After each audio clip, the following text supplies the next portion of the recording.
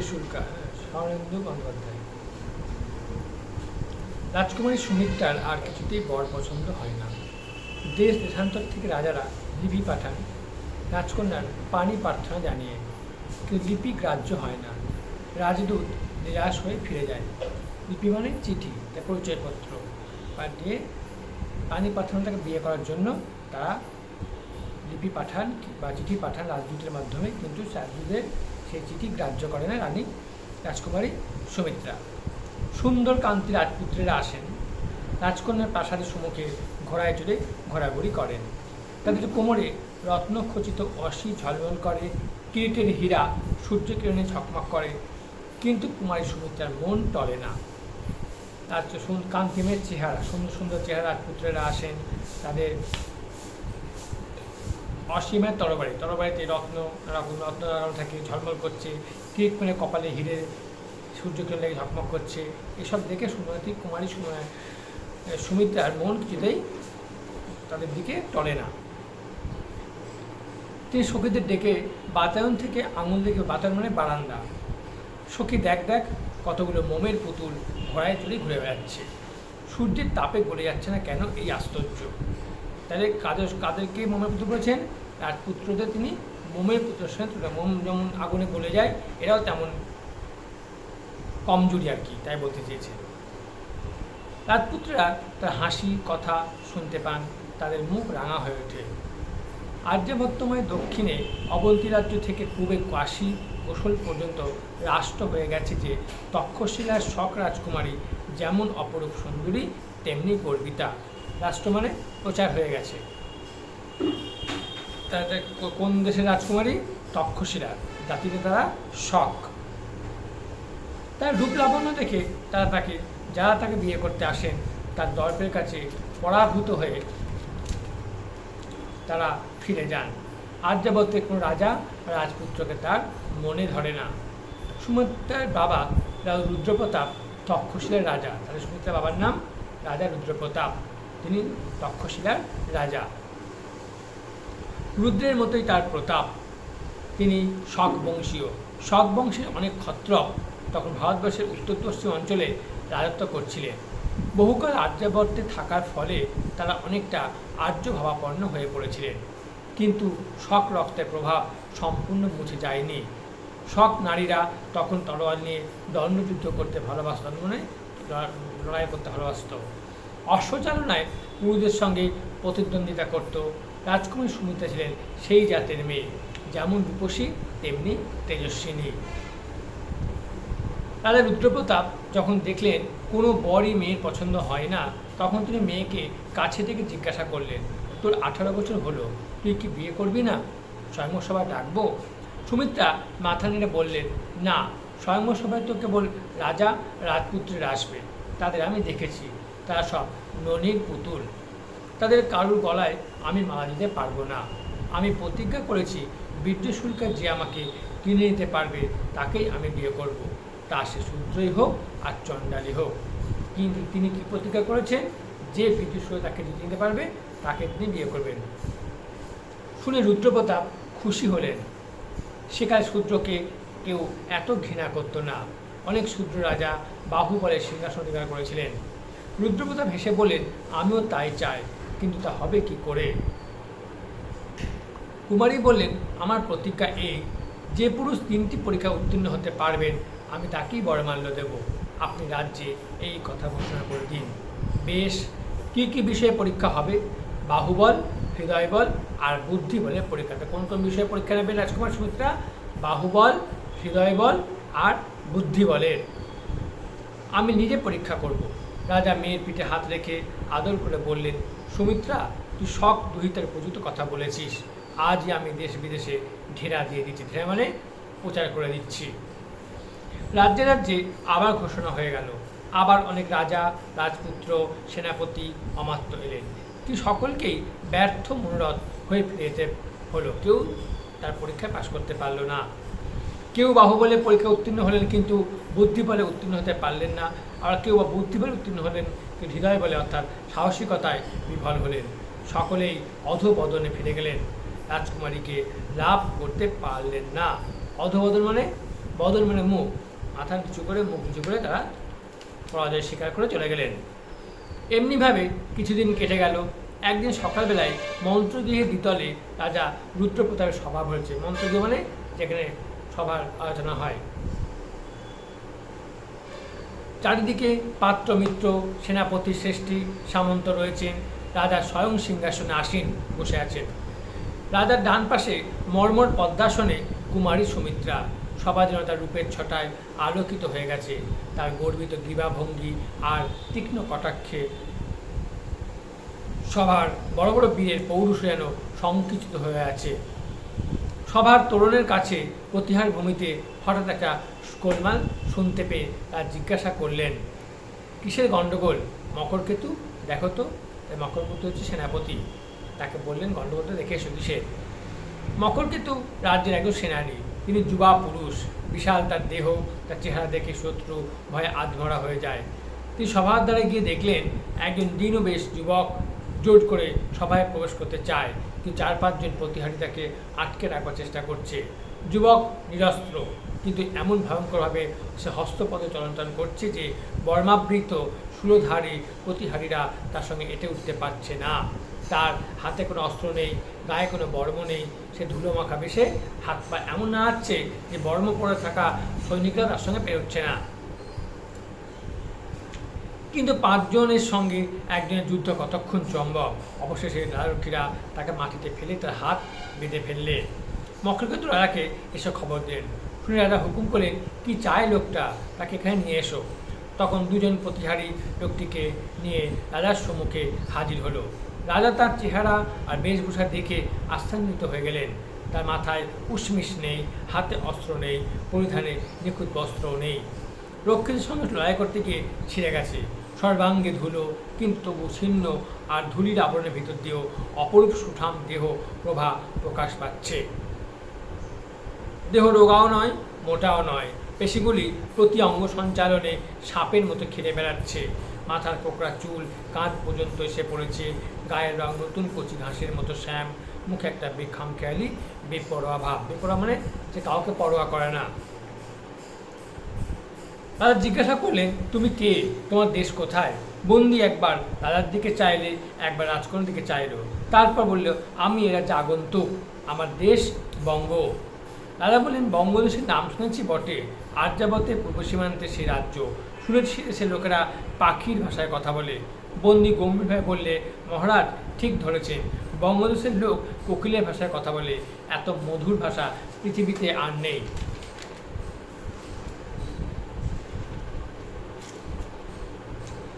রাজা উত্তর শুনে ভারী আশান্বিত হলেন, একটু খুশিও হলেন। প্রতিহারীদের বললেন, বাঁধন খুলে দাও। বন্ধন মুক্ত হয়ে যখন সে সোজা হয়ে দাঁড়ালো, তখন এই ছিন্ন বেশ বিদেশি জোয়ার চেহারা যে কুমারী সুমিত্রার তীব্র চোখ দুটি ক্ষণকালের জন্য নত হয়ে পড়ল। তিনি উত্তর দুটি ভালো করে গায়ে জড়িয়ে নিলেন, গায়ে অন্যটা জড়িয়ে নিলেন। রাজা বললেন, বিদেশি তুমি বহুদূর থেকে এসেছ, তোমার বস্ত্র ছিন্ন দেখছি, তুমি কি অর্থ চাও? পোশাক কিনবে? বিদেশি হাসলো, বলে, না মহারাজ, আমি অর্থ চাই না, অর্থের আমার প্রয়োজন নেই। আমি অন্য এক মহার্ঘ রত্নের সন্ধানে এ রাজ্যে এসেছি। বিস্মিত রাজা জিজ্ঞাসা করলেন, তোমার নাম কি, পরিচয় কি? বিদেশি বললেন, আমার নাম চণ্ড, আমি তালিবনস্বামী সমুদ্র মেখলা বঙ্গভূমির একজন অজ্ঞ সন্ত। অজ্ঞ মানে বোকা। এইটুকু আমার পরিচয় বলে ধরে নিতে পারেন। রাজা বললেন, ভালো, এখন জোর করে আমার সভায় ঢুকতে চেয়েছিলে কেন, তার কারণ বলো। চন্দ্র বললেন, মহারাজ, আপনার রাজ্যে প্রবেশ করে শুনলাম যে কুমারী সুমিত্রা বীর্য শুল্কা হতে চান, তাই আমি নিজের বীর্যের পরীক্ষা নিয়ে তাকে লাভ করতে এসেছি বলে পূর্ণ দৃষ্টিতে সুমিত্রার দিকে তাকালো, বড় বড় চোখ করে তার দিকে তাকিয়ে থাকলো। শুনে কুমারীর মুখ লাল হয়ে উঠল, মন তার ক্ষণকালের জন্য বিদেশির প্রতি কোমল হয়েছিল, আবার কঠিন হয়ে উঠল। একজন সামান্য লোক তাকে লাভ করবার দুরাশা রাখে।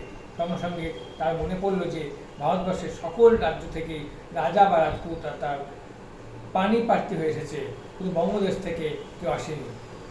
বঙ্গদেশের রাজপুত্রেরা কি এত জর্পিত যে নিজেরা না আসে একজন ভিক্ষুককে তার পানি প্রার্থী করে পাঠিয়েছে?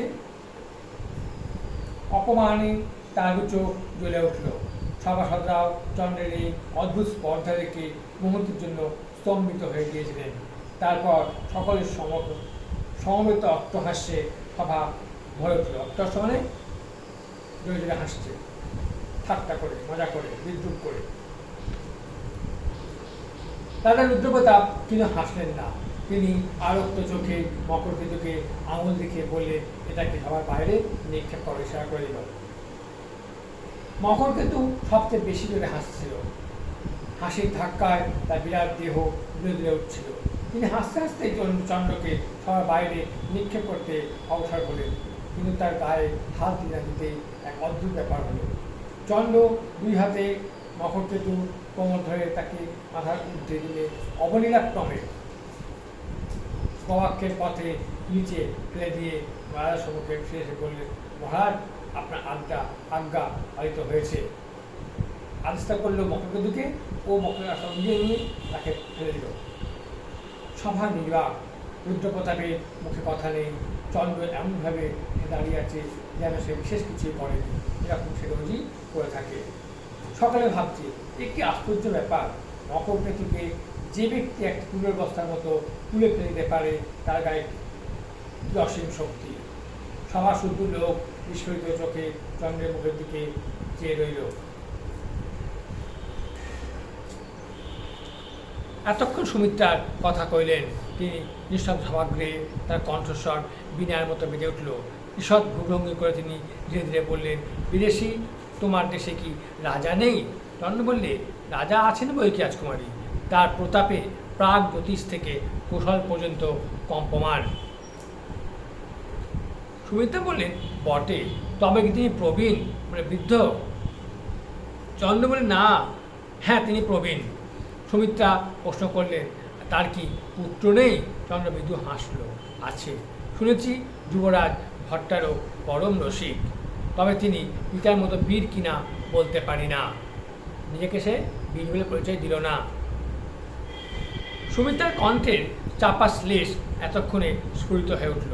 তিনি তীক্ষ্ণ হাসি এসে বললেন, তাই বই তোমাদের রসিক যুবরাজ একজন মল্লকে তার প্রতিনিধি করে পাঠিয়েছেন, নিজে না এসে তাকে পাঠিয়েছেন। চন্দ্র মাথা নেড়ে বলেন, না, আমি স্বেচ্ছায় এসেছি, তাছাড়া আমি মল্ল নই। আমার দেশে সকলেই আমার চেয়ে বেশি বলবান, তাই আমি লজ্জায় দেশ ছেড়ে চলে এসেছি। এই বলে কপট লজ্জায় মাথায় চোখ, কপট নয়, মিথ্যে লজ্জায় কুমারী সুমিত্রা অধর দংশন করলেন। এই লোকটার সঙ্গে কথা তো পারবার জো নেই। যে ব্যক্তি এইমাত্র মহাকায় মকরকেতুকে জানলা দিয়ে গিয়ে গলিয়ে ফেলে দিয়েছে, তার মুখে একথা পরিহাসরা আর কিছুই নয়। কুমারী অল্পকাল চিন্তা করে বললেন, ভালো, তুমি মল্ল হও বা না হও, তা ভার উত্তর করতে পারো বটে। আমি প্রতিজ্ঞা করেছি, 3টি পরীক্ষায় যে উত্তীর্ণ হতে পারবে তাকে আমি বড়মান্য দেবো, তা সে পামরি হোক আর চণ্ডালী হোক। কিন্তু ভার উত্তোলন করাই বাহুবলের প্রমাণ নয়, পুষ্টও ভার গ্রহণ করতে পারে। তুমি বাহুবলের আর কি প্রমাণ দিতে পারো? ভার বললে যে বাহুবল হয় তার উপর মানে নেই।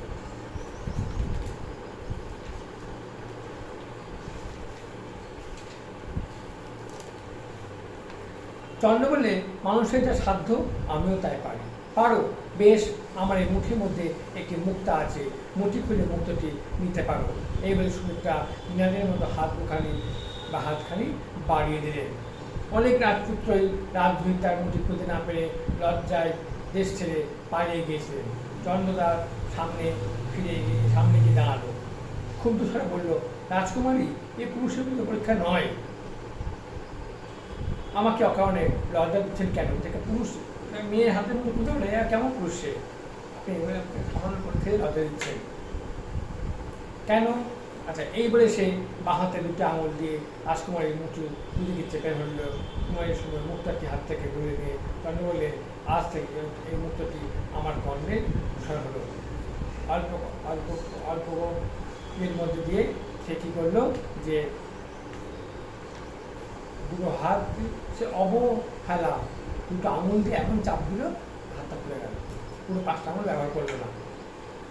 তারপরে নিয়ে আর পাশে কর্ণের কানে তুষার করে অলঙ্কার দুল করে পড়লে এক কানে।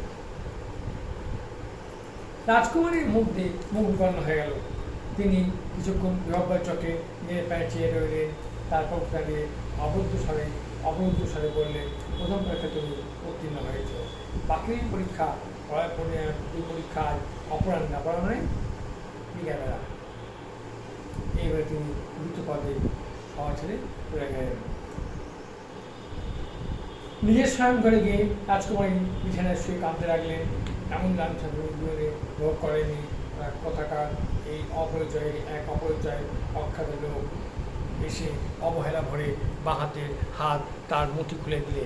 কি কঠিন তার আঙুল, যেন লোহা দিয়ে তৈরি। সে আঙুল রাজকুমারী মুঠি স্পর্শ করা মাত্র যেন অবশ হাত ও আপনি খুলে গেল। কেন এমন হলো?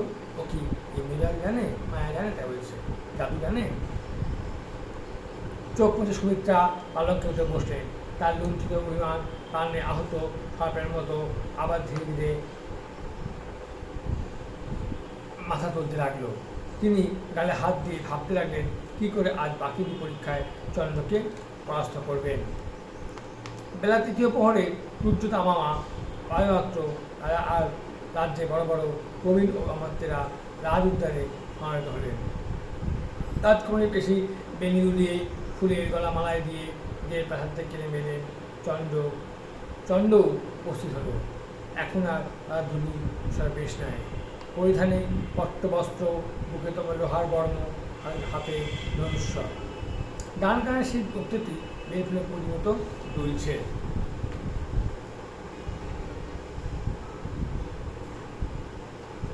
রাজ উদ্যানটি প্রকাণ্ড, চারিদিকে উঁচু পাঁচিল দিয়ে ঘেরা, তাতে বড় বড় ফুলের গাছ, আম, জম্বু, বকুল, পিয়াল, কদম্ব ও শোভা পাচ্ছে। এই সব ফুলগুলো বাগানে ফুটে রয়েছে। মাঝে মাঝে সরোবর, মাঝে মাঝে বুক পর্যন্ত উঁচু স্বচ্ছ স্ফটিকের দেওয়াল বাগানের পুষ্পিত অংশকে ঘিরে রেখেছে। চারিদিকে পোষা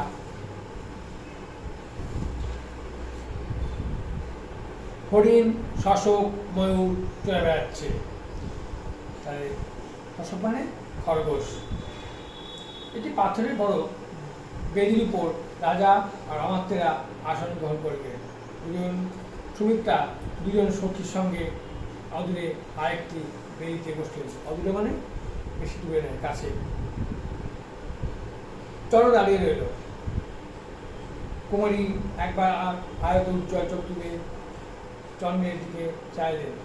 তারপর বিবাহে দিয়ে একজন সখীকে ইঙ্গিত করলেন। সখীর হাতে একটা কলম ছিল, সোনার কলস ছিল। কলস মানে কি? কলসি। সে গিয়ে সেই কলসটি স্ফটিকের দেয়ালের পিছনে রেখে এলো। কুমারী তখন জিজ্ঞাসা করলেন, বিদেশি তুমি তীর ছুটতে জানো? মুখ টিপে হেসে চন্দ্র বলল, ছেলেবেলায় শিখেছিলাম, অল্প স্বল্প জানি। ভালো, এবারে তোমার বুদ্ধি বলে পরীক্ষা হবে। ফটিকদের ওপারে ওই যে ঘর দেখতে পাচ্ছ তুমি, সেখানে দাঁড়িয়ে আছো যেখানে, সেখান থেকে তীর দিয়ে ওই ঘর বিদ্ধ করতে হবে। যদি পারো বুঝবে তুমি কৌশলী বটে, চালাক। রাজা এবং পরিষদেরা সকলে অবাক হয়ে রইলেন। একটি অদ্ভুত পরীক্ষা। এদিকে থেকে ঘর বিদ্ধ করা কি কখনো সম্ভব? মাঝে মাঝে 5-7 পুরু স্ফটিকের দেয়াল রয়েছে। সে দেয়াল ভেদ করে তীর ছোড়া মানুষের সাধ্য নয়। চন্দ্র বললে, এ কি মানুষের কাজ? এরকম লক্ষ্যভেদ যে দেবতাদের অসাধ্য, দেবতারা পারবে না। চন্দ্র বললে, না না, তা বলছি না। আমি বলছি যে আপনি মানুষের অসাধ্য কাজ দিয়ে আমাকে দেব পদবী দান করেছেন। রাজকুমারী শুনে তীক্ষ্ণ স্বরে জিজ্ঞাসা করলে, তবে কি তুমি পারবে বলে মনে হয়? চন্দ্র হেসে বলল, পারা না পারা দৈবের অধীন। তবে এ বিষয়ে এই পরীক্ষা বঙ্গীয় ধনুর্ধরে উপযুক্ত বটে। পারি না মানে পরের কথা। চন্দ্র সযত্নে ধনুকে গুণ পড়ালে। ঈষৎ টঙ্কা দিয়ে দেখলে গুণ ঠিক হয়েছে কি না। তারপর আকাশের দিকে চেয়ে আস্তে আস্তে ধনুককে সঙ্গে করতে বললে। গাছে পাতা নড়ছে না, পাতা স্থির। দর্শকেরাও চিত্রাপিতের মতো বসে দেখছেন চন্দ্র ধীরে ধীরে ধনুক উঠতে তুলল, একবার শঙ্খবর্ণ ঘটের দিকে চেয়ে দেখল, তারপর জ্যামুক্ত সে আকাশের দিকে ছুটে চলল। তীর আতশবাজির মতো সোজা আকাশে উঠে পাক খেয়ে নক্ষত্র রেখে নিচের দিকে মুখ করে নেমে আসতে লাগলো। দম করে একটা শব্দ হলো, সকলে মুগ্ধ হয়ে দেখলেন তীরটি কলসের গায়ে বিঁধেছে।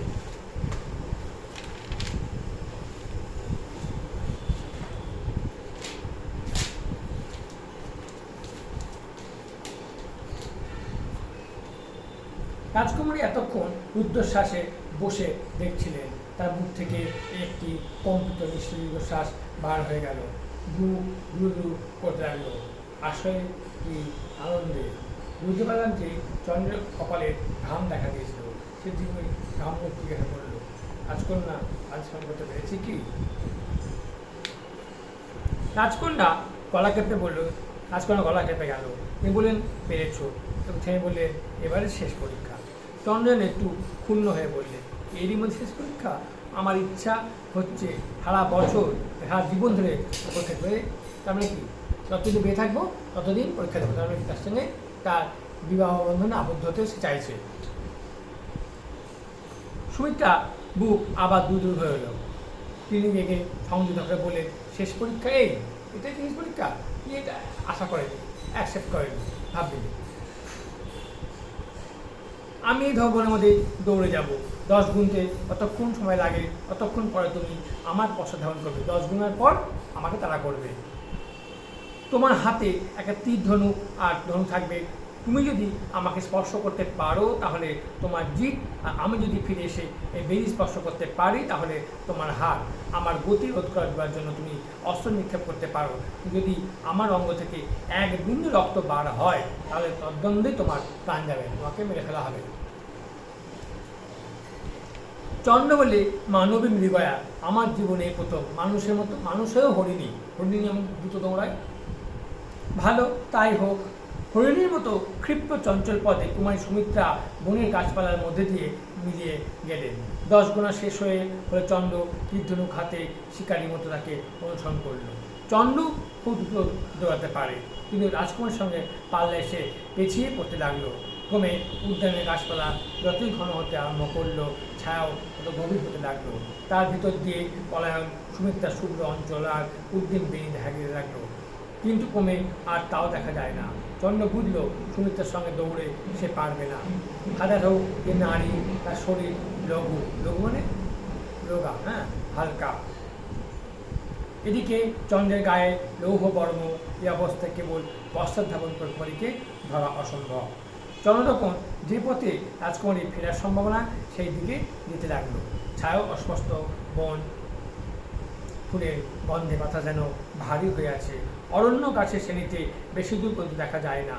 সংশয় ভরা মন নিয়ে খানিক দূর যাবার পর হঠাৎ চন্দ্র দেখল সুমিত্রা তার দিকেই ছুটে আসছে, কিন্তু কাছাকাছি এসে সুমিত্রা চন্দ্রকে দেখতে পেলেন।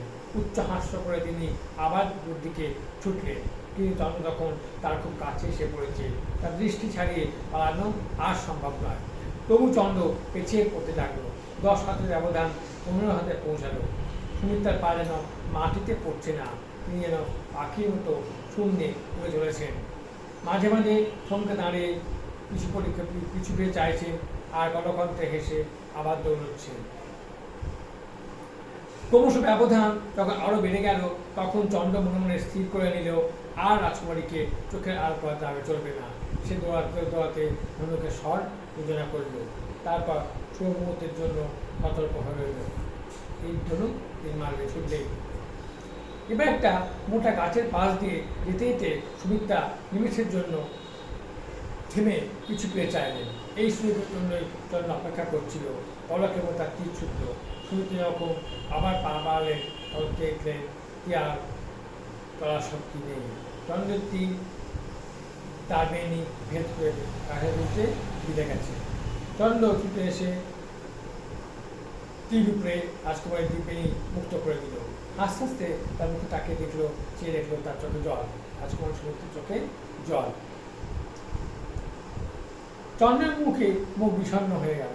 সে সে ক্ষণকাল চুপ করে থেকে আস্তে আস্তে বলল, দেবী, আমি এখন আপনার অঙ্গ স্পর্শ করিনি, যে আপনি আমার মতো লোকের গলায় মায়ের না চান।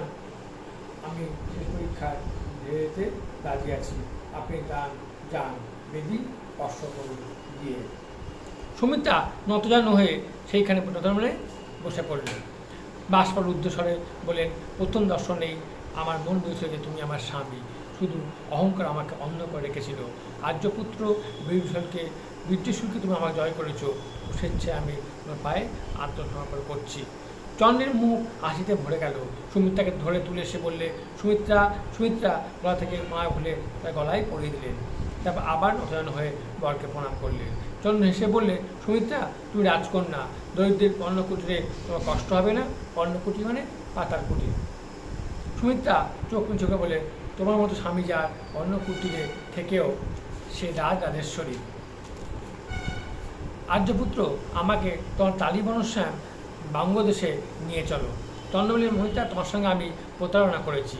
বলেছিলাম, মনে আছে, বঙ্গদেশের রাজকুমার রসিক, আমি তোমাদের সঙ্গে একটু রসিকতা করেছি। আমার সত্যিকারের নাম চন্দ্র। আমার একটি ছোট্ট বোন আছে, সে চন্দ্র উচ্চারণ করতে পারে না, তাই চন্দ্র বলে। তাই বিস্ফোরক উৎপূর্ণক চোখে চেয়ে সুমিত্রা বলেন, তুমি তবে বঙ্গের রাজপুত্র? হ্যাঁ, তুমি রাজপুত্র বলে তোমার মালা আমি রাজপুত্র হয়ে তুমি ফিরিয়ে নিও না যেন। সুমিত্রা মুগ্ধ নেত্রে কিছুক্ষণ চন্দ্রের মুখের পায়ে চেয়ে থেকে মৃদুস্বরে বললেন, রাজপুত্র যে এমন হয় তা জানতাম না। সে তো তা খুব নরম প্রকৃতি, হ্যাঁ, সুখী। তারপর দুজনে হাত ধরাধরি করে যে রুদ্রপ্রতাপ সপারিষদে বেরিতেছিলেন সেই দিকে চললেন। তারা রুদ্রপ্রতাপের কাছে মেয়ে জামাই চলল।